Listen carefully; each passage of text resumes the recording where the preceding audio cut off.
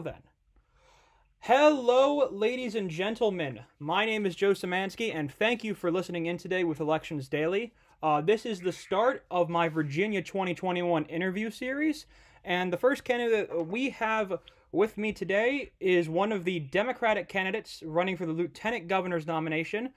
He is also the president of the Fairfax NAACP, Sean Perryman. Sean, thank you for coming on with me today. Thank you, Joe. I really appreciate you having me. And just one correction. As of last night, I am the president emeritus. We just swore in our new executive committee. There were no recounts, no contested election. So happy to pass the torch along. All right. Great. So first, and this is a question I ask to anyone who talks with me, what made you decide to run in this election? Well, this election would probably be the only election that would lead me to this decision. The time that we're in is really the reason I'm running.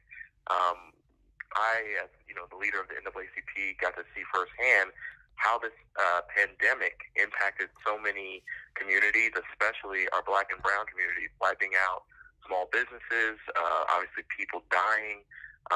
This is the reason that I decided to step up and run. My background is I used to work for Congressman Elijah Cummings, and he always instilled in us the importance of the next generation carrying the torch. So it's really the events of this year, from the pandemic to George Floyd's murder to John Lewis passing, all of these things motivated me to want to enter the arena and try to run for office. Yeah, and you already mentioned that you interned for the late Elijah Cummings, but was that your first introduction in the politics, or how did you really first get involved into the political scene? Sure. Well, actually, I was counsel for Elijah Cummings on the Oversight Committee. So I worked there as counsel for that committee after practicing litigation for a number of years.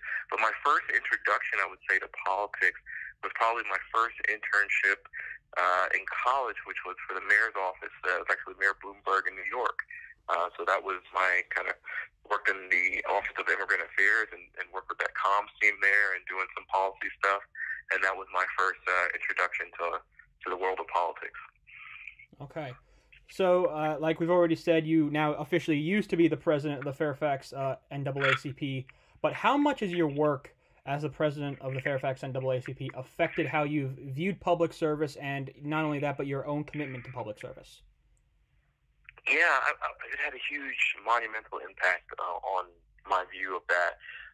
Prior to the NAACP, I always tell people, I was politically engaged, but in a lot of ways I was frustrated in the things that were happening and people who were speaking and leading us, and not seeing someone who I would say was speaking for me and wasn't my viewpoint. And so when I went to the NAACP, this organization had been around for 100 years, and I was lucky enough to become the youngest president of the branch, which was around for 102 years at that point.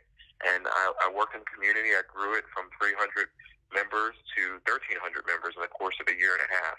So what the impact it had on me was seeing that when we organize and we get people together, that we can bring people along and we can achieve things that we thought were impossible.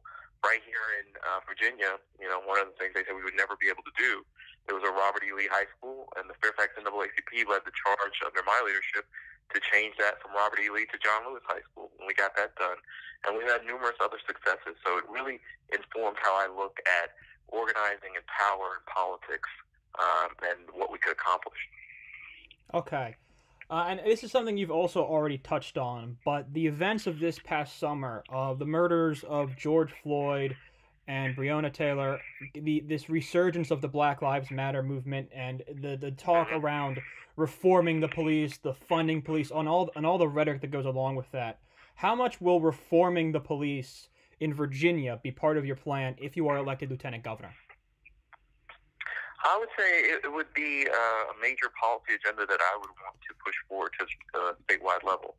We're seeing some of those reforms happen already, but we need to see a lot more. And when I talk about this, it's, so much of this rhetoric gets focused on the police. And what we're talking about really is public safety and government. How do we want government to work?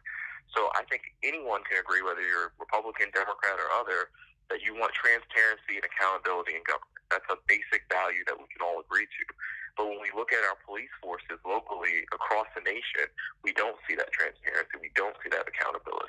So that's where the discussion needs to happen. If we can agree that these two things need to happen in any government service, then we can have the discussion, okay, well, how do we accomplish that?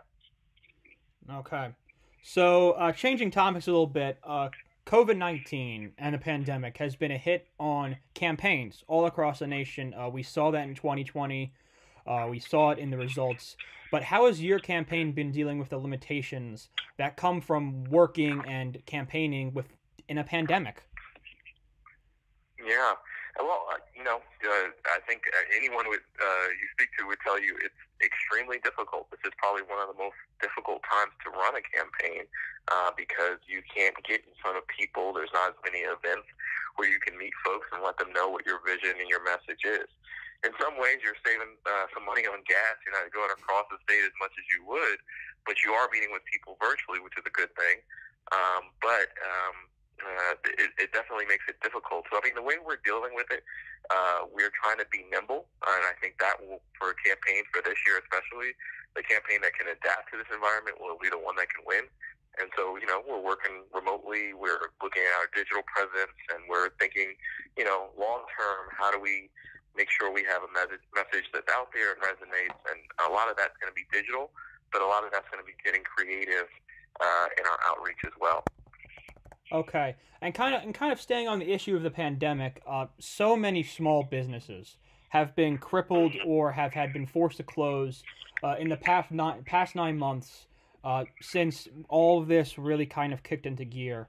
What are your plans to help these people rebuild their lives in Virginia once the nation is kind of able to move past the horrors that has been this pandemic? Yeah, and it's going to take a lot of lobbying to the federal government from state governments, frankly. Thankfully, we have a new administration coming in, but what we need to do is make sure that once we get some funds from the federal government, we need to make sure that small businesses are the ones getting them. That means access to capital. I think there should be a focus on especially minority-owned businesses because those have been particularly hard hit.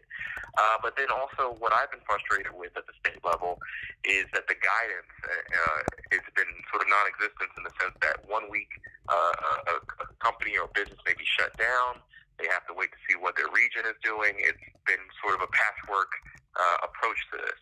I think we need to organize both the small businesses and larger businesses, give them a set of guidelines that they can work with and make some, stringent requirements of it, but say as long as you follow this, you can stay open and operate. So I think that's that's part of the approach is getting the money to folks and also giving them a set of guidelines that are something that they can actually work within rather than having to play guesswork from week to week to month to month. Yeah, of course. But now, of course, there is a vaccine. Vaccines are going out across the country starting this week. But there are still sects of people who are not very confident in the vaccine, whether that's mistrust of vaccines in general or mistrust of public health. How are you going to try and increase that confidence as a visible public figure? Yeah, that's a great question and something we're working on. On January 7th, that's the tentative date. We'll confirm that probably later this week. I plan to have a roundtable discussion virtually with leaders across the Commonwealth of Virginia.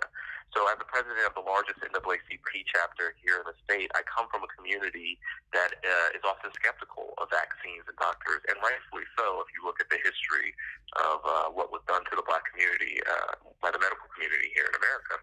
So what we are hoping to do is gather community leaders. This means pastors. This means organizations like the NAACP and Latino organizations, as well as elected officials and health professionals, and have a virtual discussion on everything related to vaccines, whether that's what's in the vaccine, when do we think the distribution will be, can we trust it, et cetera, et cetera.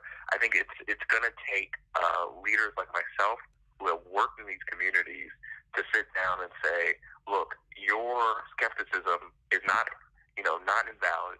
We shouldn't be dismissive of that. We should talk through it and say why this is different. And that's the only way we're going to approach it, because this isn't something that's, out of, off the internet or anything else. These are people that often have that experience that they've been passed down from generation to generation about some of the darker parts of our history in America. Yeah. Okay, so I'm moving topics now a little bit. So many of the candidates for the three statewide races in Virginia, governor, lieutenant governor, and attorney general, especially on the Democratic side, are mainly from Northern Virginia. I'm going to throw out a hypothetical ticket here of Jennifer Carroll Foy for governor, yourself for lieutenant governor, and Mark Herring as the attorney general as the nominees of the Democrats. Every candidate then will be from Northern Virginia. Are you potentially concerned about that possibility though being a geographical imbalance compared to because you have huge population centers in Virginia Beach, in Richmond, in Southwest in the Roanoke area? Are you concerned that maybe the Democratic ticket could be too Northern Virginia focused, and how would you kind of counteract that if a ticket like this would be what happens? Yeah, so it's, I think as long as we're speaking to the issues that's important to rural Virginia, then that would be the most important thing. Here's the thing. Northern Virginia, if you look at it, just Fairfax County alone is bigger than 12 states, just the Fairfax County area. You add the rest of Northern Virginia, this is a sizable population, so it makes sense that we see so many people running statewide from this area because it is so popular. That said, when I look at my campaign and what we're talking about broadband access. We're talking about getting STEM training in Southwest Virginia and Hampton Roads area and all over the state, and especially in those areas where we need to start focusing on getting people back to work. And we're not talking about this from just out of nowhere, no lack of experience. I work in the tech policy sector, and I'm talking about real concrete ideas to get people back to work with well-paying jobs that won't saddle them with a lot of debt from student loans or anything else. So I think if we have leaders who are speaking to the issues that affect all Virginians, then we can do that. And regardless of who's on the ticket, but I do think that we just need to make sure we have a set of folks who are focused on lifting up those voices and speaking to those issues. And what I've personally done is form the steering committee, where I have members of my steering committee from Chesterfield, from the Vice Mayor of Martinsville. We got people from Richmond. We are trying to get geographic diversity so that everyone feels that they have a seat at this table and their voice is heard by this campaign. Okay, great. So, moving on to another topic, mail-in voting. That's a topic that has become it's become a very hot topic in recent months, and even still in the aftermath of the 2020 election.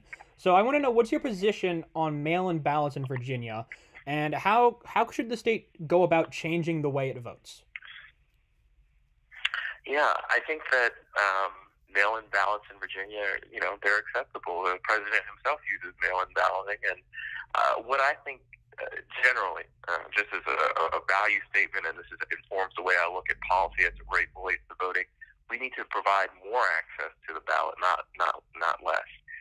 For the majority of this time in the country, we did not have full access to the ballot for most people. That includes women, that includes black people, that includes anyone who wasn't, part of the majority population or not even that, just white men, really. So I think we need to make sure that we are providing more access to the ballot. What we see more than anything else is not voter fraud. What we see is efforts to disenfranchise folks. We see the 11-hour lines in Georgia. We see other efforts to get people off the rolls. So I think mail-in ballot, especially during a pandemic, provides a safe way of voting. There hasn't been enough incidents of voter fraud to even warrant a concern about changing that policy. If anything, we need to expand access to voting to everyone. Okay. And so I want to go into this. This is something interesting that I saw you talk about online, I think. Something that you said that you would support primary challenges to moderate Democratic state senators in Virginia. But if you become a lieutenant governor, you would become their boss, as you would become the president of the state senate. Are you concerned at all that your statement could make working within the state senate kind of difficult then, as state senators are not up for election in 2021, but they wouldn't be up for election until 2023? Well, I think they would argue with you about whether I'm their boss or not, but I definitely would be presiding over the Senate. And here's the thing. People get so caught up in party politics and everything else, and they look at Democrat Republicans. When you're working with those same Republicans in the state Senate, and when they get a challenger from the left, Democrats support them. If I firmly believe in someone's policies, and this is outside the state senate, it will have no impact on how I deal with them on the state senate, how they get time to speak or anything else. Those are two separate things. If you can support a Democrat running against a Republican, why can't you support a Democratic primary challenger going against a Democrat who doesn't vote with other Democrats?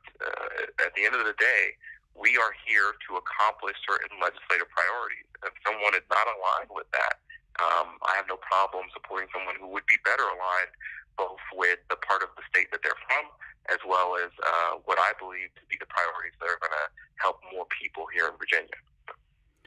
Okay, and then one final question for you today, Sean. So, what would be the first issue you'd fight for if you were elected lieutenant governor? What would be kind of the first issue that you'd be going around and getting support for, whipping the votes, and trying to make sure gets to whoever the next governor of Virginia will be their desk?